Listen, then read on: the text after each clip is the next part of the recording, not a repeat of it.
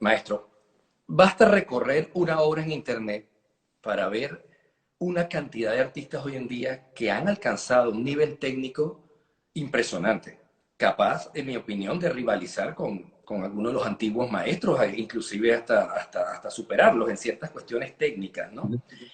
Pero a su Sí. vez hay una especie de letargo comunicacional o no sé, hay una especie de zona de confort, por llamarlo de alguna manera, en estos pintores que no pasan de allí, se sienten cómodos en lo que dominan, en mostrar estas habilidades técnicas, pero no nos cantan, no nos están, yo no siento lo que veo en las pinturas, en algunas pinturas del pasado, ¿no?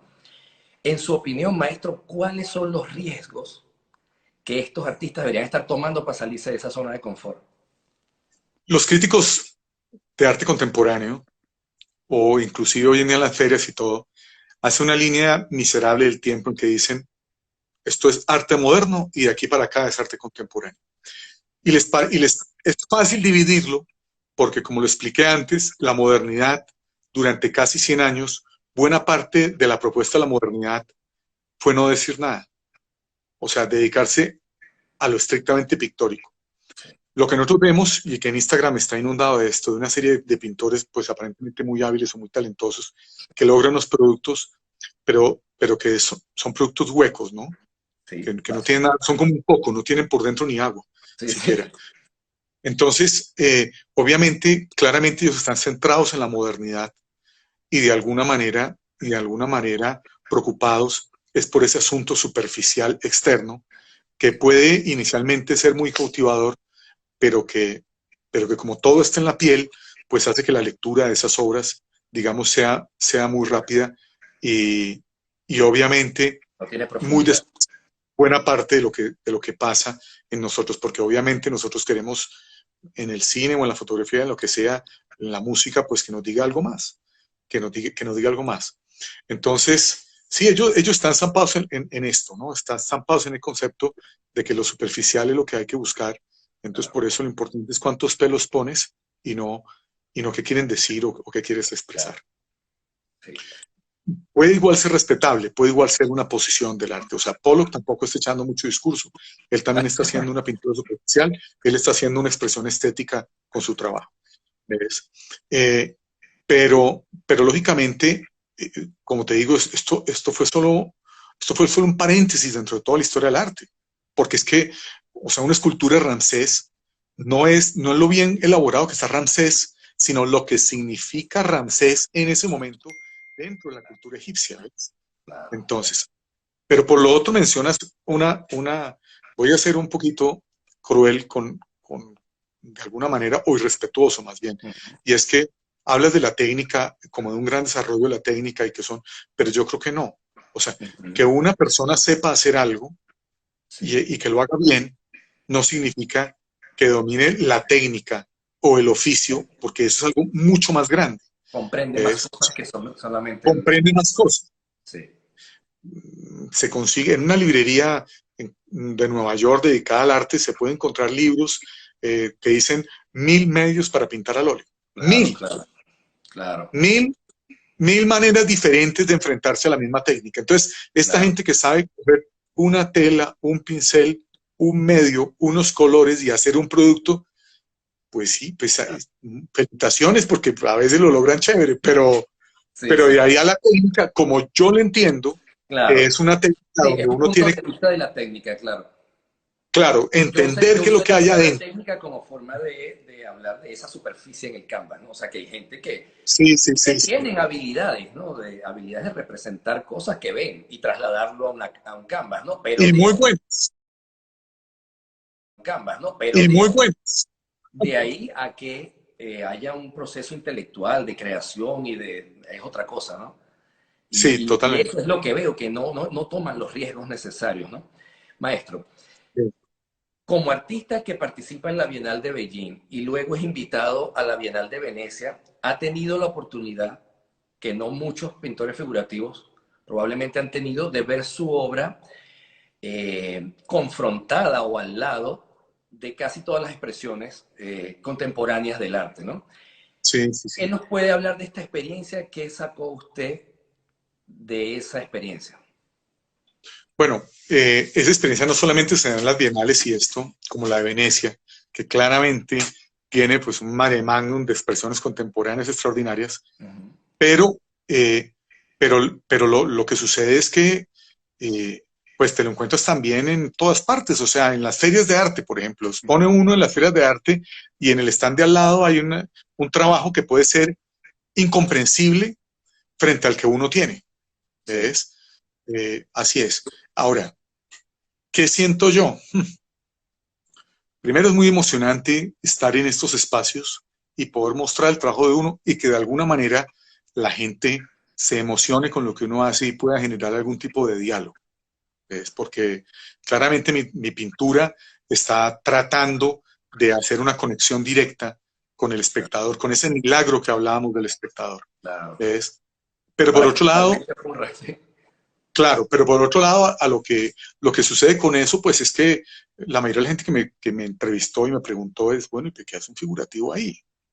Y además usted que es como realista, ¿qué hace ahí? ¿Ves? Y eso existe. Entonces, pues ahí lo que pasa es que cada uno, digamos, ve lo que quiere ver y habitualmente los resúmenes que nos hacen de estos eventos están centrados en lo contemporáneo. Solo Claro, porque el crítico de arte contemporáneo va y busca lo que quiere ir a ver. Pero si claro, tú como pintor vas a Venecia, vas a encontrar pintura y muy buena, claro. montones. Y vas a la Bienal de Beijing y también vas a encontrar pintura muy buena. Vas a la Bienal de Berlín y vas a encontrar pintura extraordinaria. Sí, ¿Ves? Vas a Cuba y vas a encontrar pintura también en la Bienal de La Habana. Y vas a las ferias de Basel y vas a encontrar unos pintorazos también.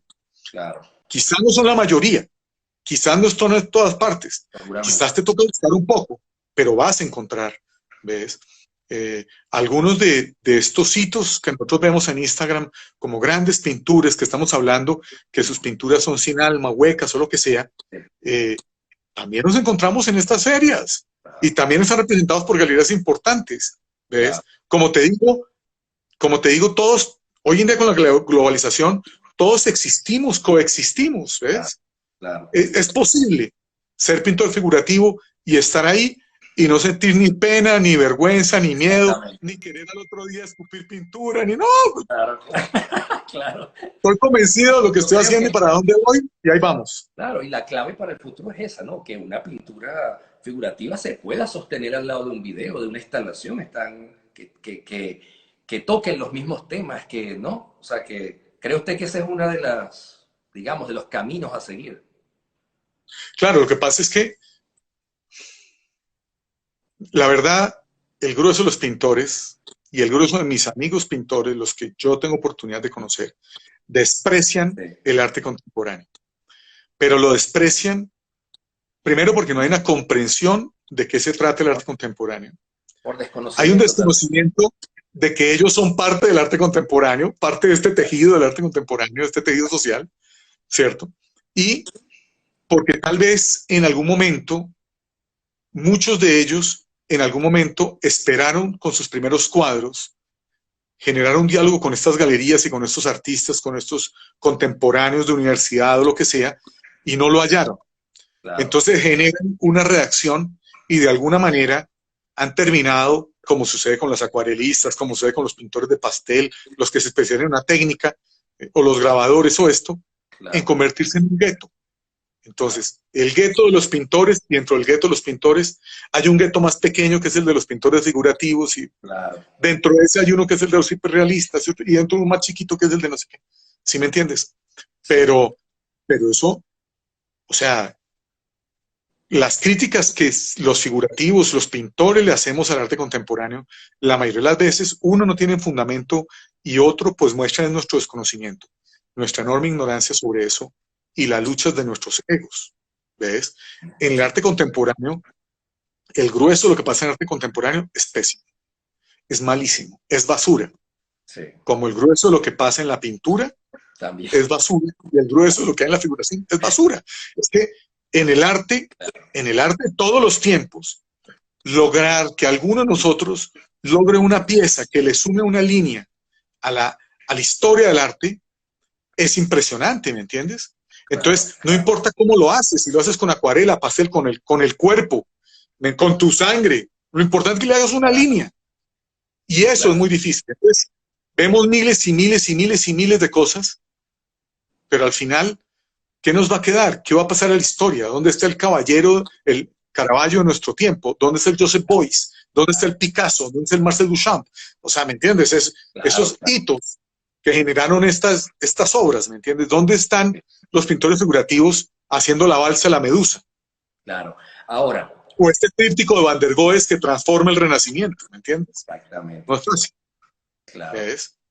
Sí, sí está claro para mí, al menos para mí, que hay una renovación en el interés por la pintura. Lo estoy viendo cada vez más en las ferias aquí en Miami, lo veo en todas partes. Sí hay un interés, me llamó mucho la atención hace 2 años, hubo una exposición que organizó Gagosian aquí en Miami, una de las personas que más ha Calidad. atacado la figuración, ¿no? O sea, Sí, sí, sí. pero claro, no era realismo, ¿no? Era un arte figurativo. Entonces, podemos decir que lo que hay que revisar es el contenido de la obra. Es una de las cosas que hay que revisar, claro. Hay que revisar de alguna manera los intereses, el camino para dónde van, porque es que en esto vemos mucho, ¿me entiendes? Sí, Primero, pues es muy lógico que todos intentemos sobrevivir de esto. Entonces, sobreviviendo de esto, pues terminamos pues aceptando hacer el retrato de la tía o, o ayudando a hacer la decoración interior de la habitación de no sé quién, ¿sí me entiendes?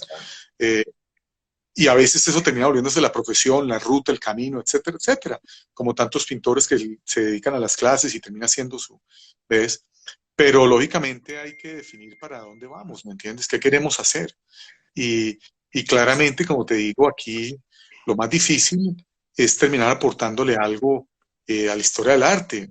Universal primero, seguramente en tu continente después, en América o en Colombia o en Venezuela en tu caso, o en el centro de Colombia o en la ciudad donde soy que es Ibagué o la cuadra donde nací. Vamos a ver si es capaz de sumar al arte de cada uno de estos sitios frente pues a muchas cosas. ¿Ves? Entonces, primero pues creo que los pintores tendrían que hacerse una evaluación de qué es lo que quieren con esto, ¿me entiendes? Esa excusa de que yo quiero pintar solamente un buen cuadro, sí, esa es una excusa chimba, ¿me entiendes? Eso es como decir que uno quiere jugar fútbol para patear bien un balón. sí, sí, Cara, claro, para jugar bien al fútbol hay que quitarle el balón a Messi, ¿sí claro. me entiendes? Sí, sí, Y a claro, Cristiano Ronaldo, y hay que hacerle un gol a Brasil en una final de un mundial. Ese es un buen claro, jugador de fútbol. Ya está. No patear bien un balón. Entonces, eso de que yo quiero es pintar bien. claro, Es la primera parte, claro. Es una buena idea para empezar, pero nada, aquí en el mundo profesional todos estamos en la jugada. Es claro. que, o sea, yo he estado en exposiciones, pero mira, no es que me conozcan, ¿eh? Yo he estado en exposiciones donde hay, por las ferias internacionales, donde Ujú, hay obra de Lucian Freud, o donde hay Picasso, o donde hay Snabel, de los que hemos hablado hoy, ¿sí me entiendes? O claro, donde hay Warhol, o donde hay Damien Hirst, y está mi trabajo. claro. Entonces, yo ahí voy a pensar que lo que tengo que hacer es que el cuadro me quede bonito, No, o tengo que claro que no. pensar, ¿me entiendes? Tengo que pensar que mi cuadro tiene que driblar a todos estos cracks si quiero Claro, hacerme el gol, porque si no, no, si no, me vuelven no, a mandar a la banca con todos claro, los claro, otros que no invitan a las ferias, los que ven claro. desde la tribuna. Americano enfrente del europeo y que nosotros no tenemos este complejo con el pasado. Primero me parece eso, ¿no? No tenemos ese complejo, es muy difícil y eso lo viviste tú en Florencia y lo viví yo, Ujú, que uno de estos muchachos que estudian en Europa salga y mira todo lo que ve en el museo de su pueblo, porque cualquier pueblo tiene un museo lleno de obras increíbles, claro, en pensar que tiene que aprender a pintar así para luego producir algo nuevo, digamos, algo interesante, pues ya de entrada nacen cansados, ¿me entiendes? Eso claro, por un lado. Pero por otro lado, nosotros aquí no tenemos eso. O sea, si yo aquí me hago una Sistina, la puedo hasta copiar, porque si aquí no la conocen, no la ven sino en foto. Claro. Que de hecho lo que ha pasado, buena parte, digamos, del arte colonial mexicano o colombiano, era basado en grabados que llegaban de Europa, era una copia y ellos lo hacían como podían, pero obviamente para el continente pues eran obras nuevas, eran 100% nuevas y esos artistas eran considerados grandes creadores de su tiempo, pero pues estaban actualizando un Murillo, actualizando un Rivera o actualizando... Maestro, sin ir muy lejos, en Venezuela, Sí, estando en Venezuela estudiando, yo pues iba, digamos, a ver el Salón Nacional, ¿no? sí, Anualmente se hacían en el Ateneo. Y resulta que eran unos artistas, ¿no? Claro, trabajaban allí, que tenían acceso a la revistica que usted mencionó, a la revista de Nueva York, donde mostraban ciertas cosas. Estos tipos se copiaban lo que veían allí, porque nadie más en el país estaba viendo una revista como eso, saber lo que estaba pasando afuera. Y tengo conocimiento de causa en lo que voy a decir, que hay artistas que se ganaron el premio con una cosa que era completamente copiada de otro artista en una revista, ¿no? O sea, la no, elaboraban un claro, poquito, le daban una vueltica, pero... Y ganaban el en premio. Colombia, en Colombia pasó mucho, ¿me entiendes? Hay un artista, por ejemplo, se ganó una Bienal de Sao Paulo eh, con una con una obra, estamos hablando de arte contemporáneo, con una obra hecha con unos recortes metálicos y esa cantidad de cositas chiquitas metálicas formaban una palabra que se llamaba lujo, en luxo, en Ajá, portugués. sí, Ese era un poeta artista. Bueno, pues años después, un artista colombiano considerado lo más importante del arte contemporáneo aquí, hizo carrera haciendo con hojitas de coca la palabra amor, o sea, más, deme wow, más coca, amor. El concepto pues es exactamente el mismo. claro. Inclusive el tipo de letra era muy parecido, no importa el artista. Eh, pero bueno, así es. Pero no es para allá donde va la respuesta. Mira, Sí, claro. la respuesta tiene que ver con el fútbol. Ajá, Tuve tiempo de pensar claro, mientras se dañaba la comunicación. claro. Eh, eso, es como, eso es como comparar los daneses o los suecos, Ujú, que si para el que ha visto fútbol son súper organizados para jugar.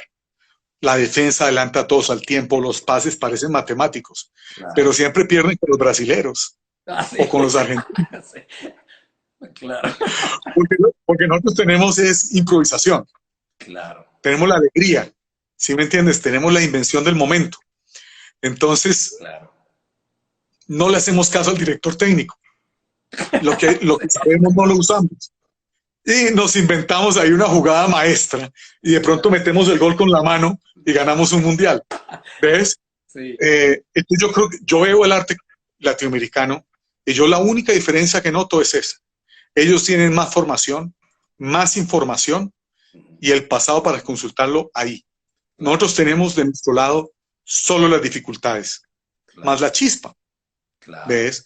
Y esa chispa eh, es la chispa que hace que sea mucho más interesante el trabajo del cinético Cruz Diez Ujú, que de los que crearon el arte cinético en ese momento en París y en claro, Nueva York. ¿Sí me entiendes? O sea, tú claro, miras el arte cinético y el arte cinético están los papás originales del arte cinético y claro. los venezolanos solos. Sí, porque Soto lo llevó aún a otro nivel, ¿no? Aún más que Cruz 10, con los penetrables y estas cosas, o sea, Todo, la chispa, ¿me entiendes? La claro, chispa. Entonces, Basarelli, pues es maravilloso, sí, pero Basarelli igual sigue siendo plano.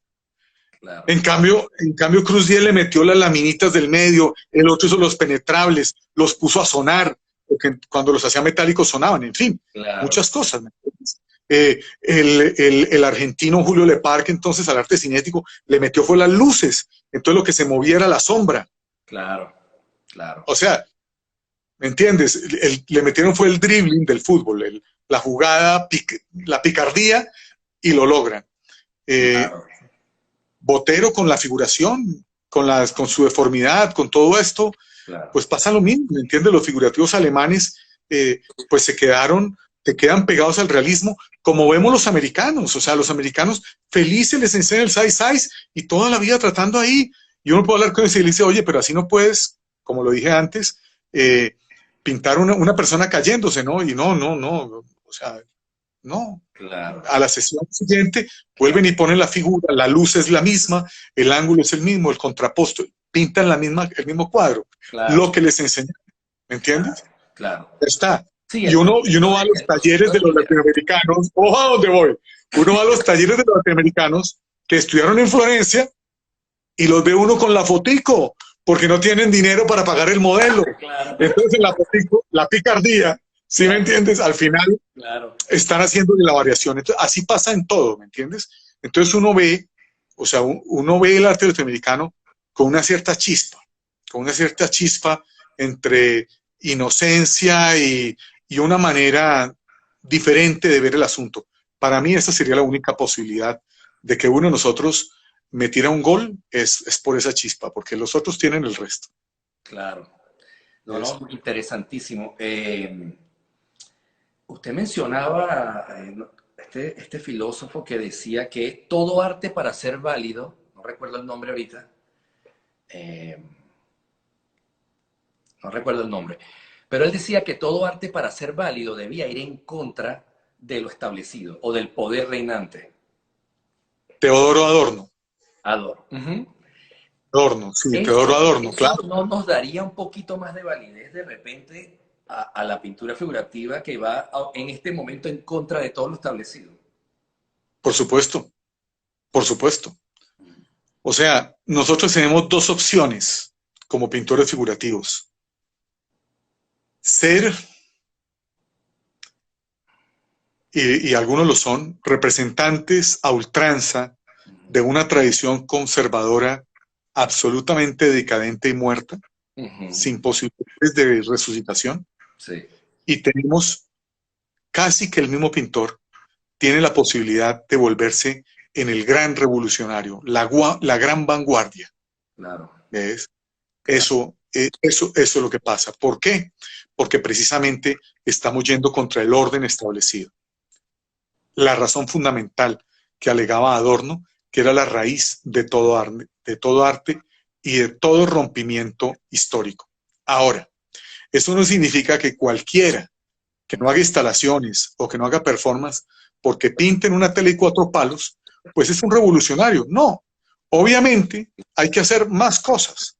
Pero mira, yo he repetido, creo hasta el cansancio, hasta que se la aprendan, una frase que era un grafito bogotano que decía, solo los peces muertos nadan con la corriente.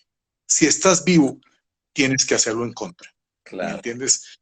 Tienes claro, que ser como la trucha o el salmón que tiene que ir río arriba para desovar, ¿me entiendes? Tienes que nadar en contra de la corriente. claro. Y, y la corriente, obviamente, no es figurativa, Sí, ¿ves?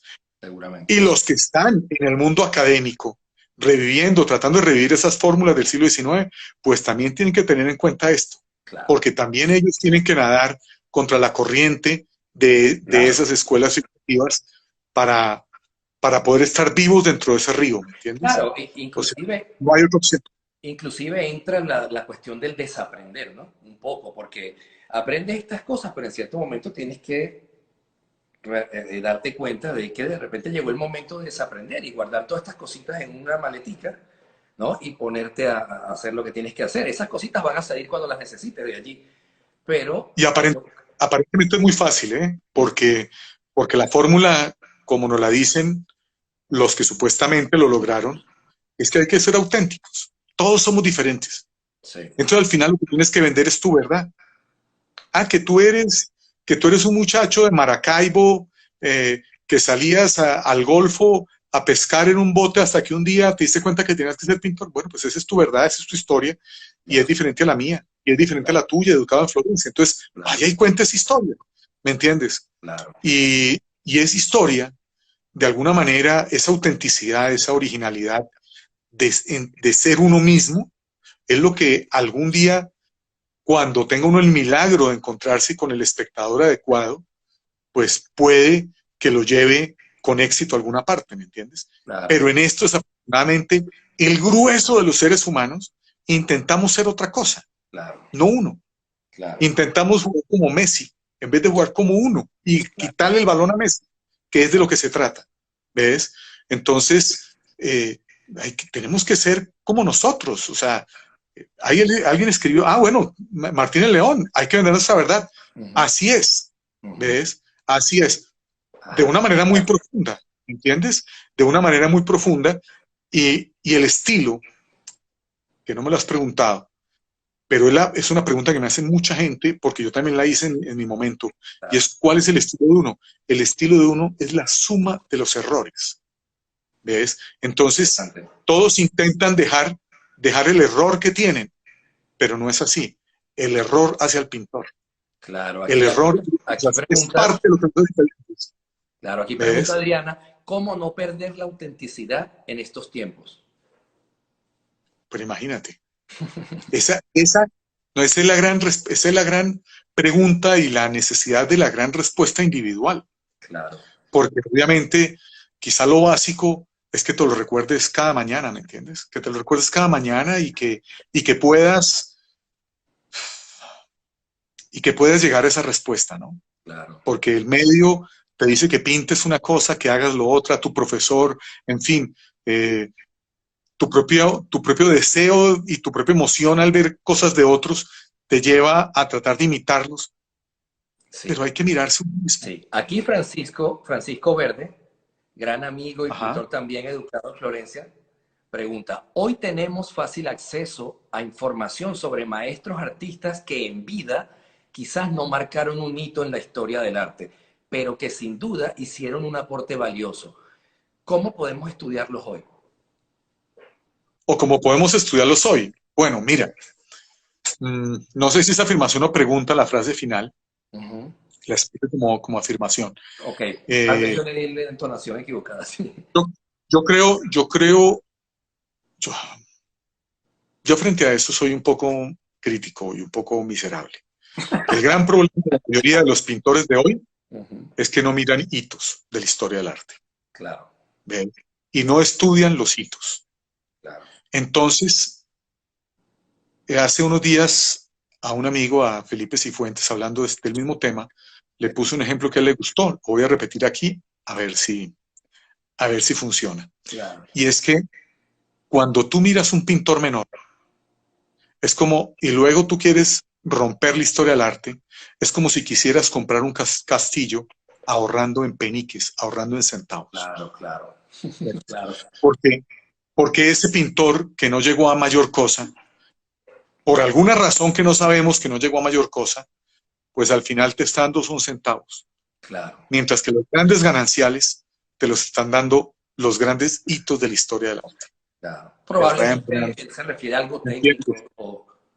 A todo, a todo. O sea, mira, aprendemos en todas partes. Aprendemos inclusive de la persona que nos ayudó a arreglar el estudio y que mira el cuadro y dice, la nariz no le quedó bien. Maestro. Claro. De todos aprendemos, ¿me Mire. entiendes? Pero evidentemente yo sí creo que los artistas debemos tratar de mirar alto. Debemos tratar de mirar alto, inclusive de nuestros contemporáneos. O sea, Claro. si miramos a nuestros contemporáneos, tratemos de buscar que la mirada sea la excelencia, porque no nos llegamos. Claro. Hablando de contemporáneos, me viene a la mente su gestión como organizador, ¿no?, de unas muestras internacionales de artistas colombianos, ¿no?, a la que tuve el honor de ser invitado y fuimos a México. ¿Usted cree que este tipo de, digamos, confrontación entre los artistas que están invitados a esa muestra, donde cada uno tiene su formación, su estilo diferente, ¿usted cree que esto puede nutrir unos a otros o puede dar, digamos, hacerlos dar un paso adelante al ver su pintura confrontada a la de otros?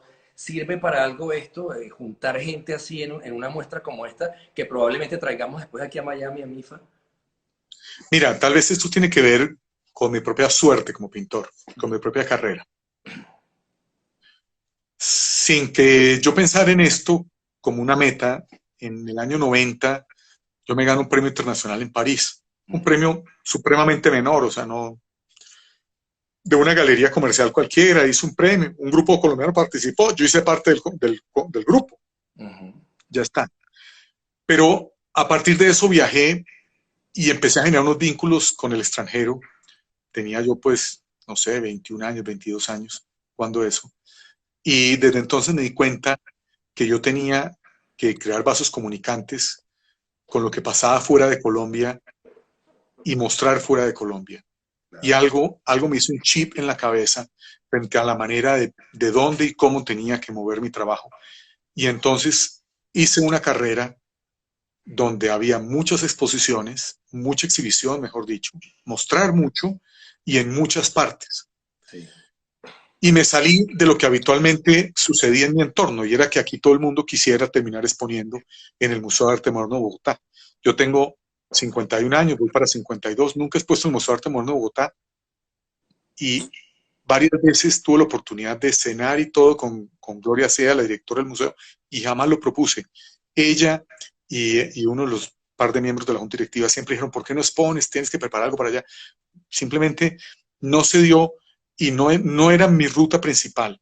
No porque no me encantara exponer allá o en el Banco de la República, donde tampoco he exhibido, sino porque me parece que precisamente eso es lo que ha matado a muchos artistas nuestros, y es que tratan demasiado de jugar en lo local, de buscar el aplauso local, de buscar el cliente local, de buscar esto. Entonces, cuando tras 2 décadas que fueron los 80 y los 90, donde la figuración de alguna manera se comió el resto de manifestaciones artísticas, donde los conceptuales, los que hacían instalaciones o performance o inclusive arte abstracto, de alguna manera tenían que competir los espacios en toda América Latina y en buena parte del mundo con los figurativos, pues está claro que cuando viene el quiebre del 2000, muy rápidamente la balanza pues se voltea y la pintura y la figuración empezó a perder espacios de exposición. Claro. Sobre todo en los sitios locales donde hay pocos sitios de exposición. O sea, en Caracas hay galerías muy buenas, por ejemplo, de 4 y 5 pisos extraordinarias, sí, pero es que son 5. O sea, tú tienes la opción de saludar a 5 personas y si no les interesó tu trabajo, estás muerto en Caracas, porque no estás en esas 5 galerías. Y lo mismo sucede en Miami, donde tú estás, en Bogotá, donde me encuentro en este momento, en México, donde vivo, igual, ¿me entiendes? Claro. Entonces, ¿qué sucede? Que los que se quedaron mirando, digamos, lo que pasaba en Colombia, de un momento a otro perdieron lugar de exposición. Entonces, estas muestras, como la de figuración en México, pues es un poco utilizar las puertas que yo he abierto, que la vida me ha permitido abrir, para mostrar a otra gente que en otros espacios, que no les dan esos espacios para exposición. Cuando yo viví en Miami a finales de los 90, que el Gallery Night era en Coral Gables, ¿cierto? En Coral Gables había 40 o 50 galerías, y de esas 50 galerías, una noche de viernes, había el 80% mostraba pintura, y de ese 80 o 90%, el 70% era figuración, y de esos el 50% era realismo. Tanto que hacíamos libros en Miami de neorrealismo, etcétera. Venían pintores americanos, venían pintores argentinos, peruanos, chilenos, etcétera, a exponer en Miami, porque era de alguna manera la punta de lanza de la figuración y del realismo en América Latina. Yo tenía la idea de que era lo contrario, de que en los 80 fue muy aplastado y atacado la figuración. En los 80 en algunas partes, pero digamos que este modelo, como yo lo conozco, digamos, la gran figuración latinoamericana toda es de los 80. O sea, Claudio Bravo, o Un Grau, o Guillermo Rux, todos ellos son de los 80.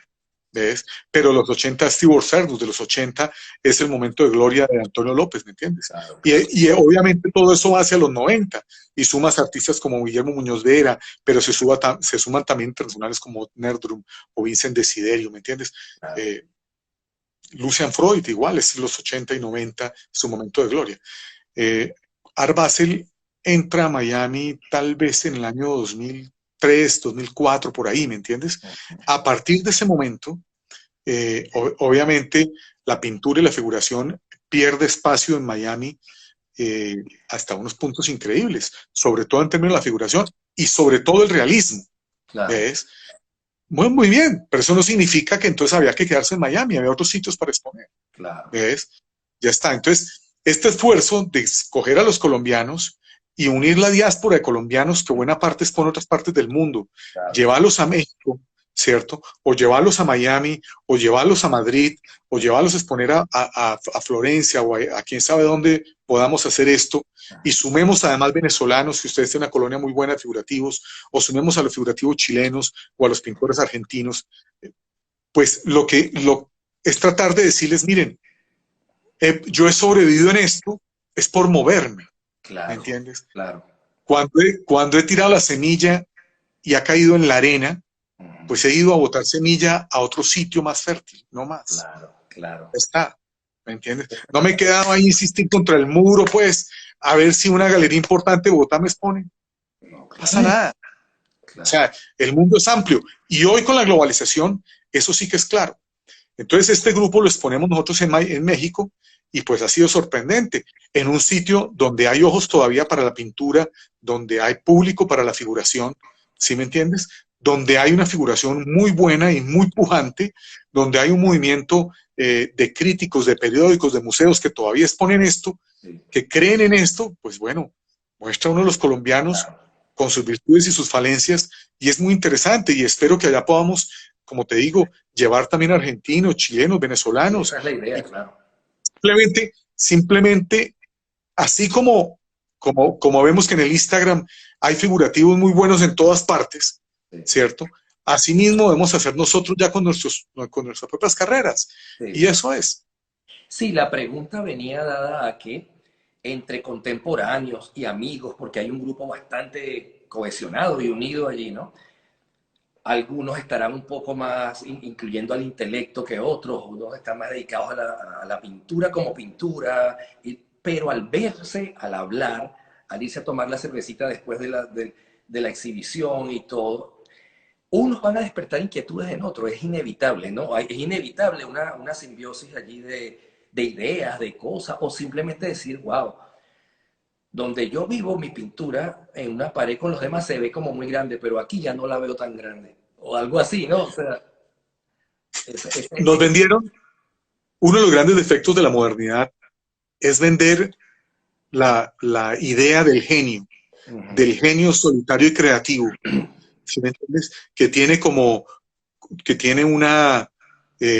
mejor dicho, un sombrero del que saca conejos mágicos y nadie sabe de dónde vienen, ¿me entiendes? Eso es mentira, eso es una burda ficción. claro. Todos pertenecemos a un contexto y a una interrelación humana. Ah, bueno, que ya en soledad, con todo eso que aprendimos, alguno pegue más duro, es otra cosa, Claro, ¿ves? claro. Entonces, nosotros en Colombia, eh, mira, te diría, siempre ha sucedido esto. O sea, en Colombia, en los años 90 y 80, David Mansur, que era los figurativos más destacados que ve acá, pues tenía una escuela que enseñaban a dibujar, enseñaban a pintar un poco, pero donde Mansur iba y daba unas charlas donde hablaba de él mismo, hablaba de los grandes artistas y era generoso con su experiencia, ¿me entiendes? Nunca fui a una clase de esas y sin embargo a mí, por terceras personas, me llegó buena parte no, una partecita de esa información, Claro. ¿ves? Mientras que había otros artistas, como me pasó a mí con Enrique Grau, que cuando tuve la oportunidad de estar en el sitio donde él dibujaba, después de que yo le alisté los lápices y todo para intervenir en la serigrafía, me quedé ahí a ver cómo lo hacía, vi ponerse el pañuelo en la mano, mirar los lápices, elegir un lápiz y se volteó y me dijo, ¿y usted qué hace aquí? Me hace el favor y se sale. Ya Claro. está, ¿me entiendes? Porque él estaba imbuido en el genio creador que nadie podía saber cómo era que hacía la magia, ¿me entiendes? Sí, sí, claro, Yo no creo en eso, claro. yo creo en lo otro. Yo creo que esta conversación me está nutriendo a mí, tú estás en Miami, ¿me entiendes? Y tú tienes una experiencia vital y yo otra. No, y Y la sí, suma de nuestras para mí mejor experiencias más, está claro. ayudando a un poco de gente a abrirles la mente y a que sean mejores que nosotros. Claro. ¿Ves? No, seguramente. Ese grupo de figurativos, quizá no todos, pero una buena parte del grupo que hemos llevado a México, o, pues es un grupo que interacciona, es un grupo que comparte. Es una ¿Ves? maravilla. Es un grupo que se dice, ya viste este monstruo, mira, ya leíste esto, ya miraste lo otro, Claro. y, y bueno, Se ojalá ayudan, ¿no? de esa suma de cabezas salga algo, ¿me entiendes? De esa suma Claro. de personas. Seguramente, seguramente que sí. ¿Ves? Bueno, maestro, vamos a ver si hay alguna última pregunta que alguien quiera hacer por allí para ir finalizando.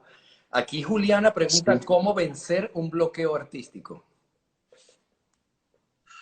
pues, pucha, Ah, no está fácil esa pregunta. todos hemos tenido bloqueos artísticos, todos hemos tenido momentos que no sabemos ni qué pintar, ni qué hacer. Sí, Eh, muchos, no sé qué hace Juliana, pero eh, muchos lo que hacen es simplemente tratar de trabajar algo que ya saben. claro, O sea, si uno tiene un bloqueo artístico, ese día no va a empezar a hacer su obra maestra. Eso seguramente. no pasa en las películas, después de romper el lienzo y empujar los caballetes y voltear todo y gritar y ¡ah! Me iluminé. No, eso no pasa. La inspiración y las obras y el conocimiento y todo esto llega, es como una suma de trabajo y que te coja cuando estás con el pincel en la mano. Bueno, coger en México es otra cosa, que te tome que te llegue cuando esté el pincel en la mano. Entonces, eh, por ejemplo, mi amigo Ibar Moya, él siempre cuando va de un país a otro, cuando viajamos, a mí me cuesta mucho trabajo comenzar a pintar. Yo llego siempre de un país a otro absolutamente bloqueado y duro varios días en no puedo pintar, veo los cuadros inacabados y digo, esto, quiero botarlo todo, quiero gritar, romper los pedazos. Claro, La fórmula, por ejemplo, de Eibar es muy sabia. Él empieza a dibujar. ¿Qué? Cualquier cosa. claro, Si llegó pensando en Caravaggio, se hace un dibujito copiando Caravaggio. claro. Si llegó pensando en la mano que no pudo hacer en el otro taller o en el otro sitio donde estaba, pues llega y dibuja la mano y ese empezar lo lleva rápidamente a que luego el trabajo le funciona, ¿me entiendes? Sí, sí, sí, sí. Eh, a mí me motivan mucho eh, los retos y los encargos, por ejemplo, para no hacerlos. O sea, Claro. si algo que me inspira a mí es que me pongan un encargo. Casi nunca los, pero de vez en cuando los acepto porque me hace ser muy creativo. O sea, a mí me dicen, píntese un caballo. Yo no quiero pintar caballos, yo no pinto caballos, pero este lo voy a aceptar. ¿Por qué? Porque todos los días me digo, hoy tengo que pintar ese caballo. Digo, uy, pero ¿cómo? Si quiero hacer esto otra cosa y me acabo de leer esto y estoy y Claro, se acabó la crisis. claro. Eh, el, el no ir tras el cuadro perfecto, siempre es la mejor clave para lograr algo. El mayor bloqueo es porque la autoexigencia nos pide que la siguiente Exactamente. pincelada sea con coro de ángeles detrás. Y eso es imposible. Claro, eso es completamente cierto. Bueno, maestro, ¿Ves? le agradezco Si alguien no muchísimo tiene ninguna otra pregunta, que no hay otra preguntita por allí.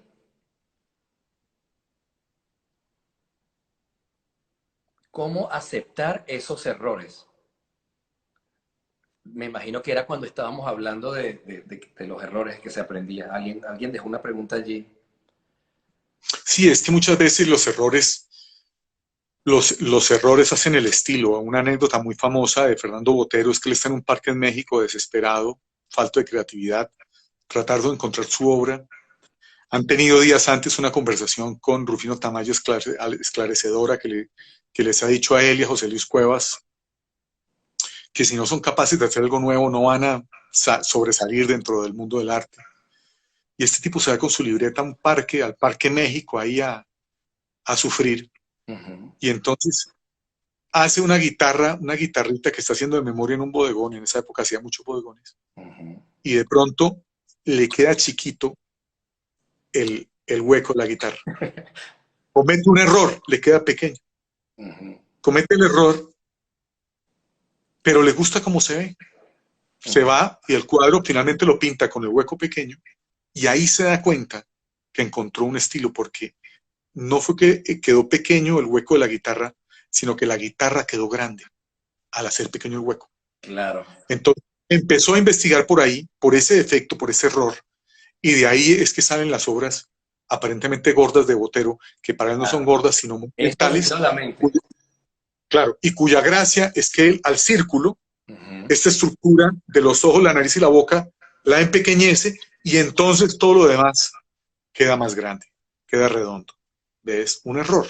Sí, Así son los errores.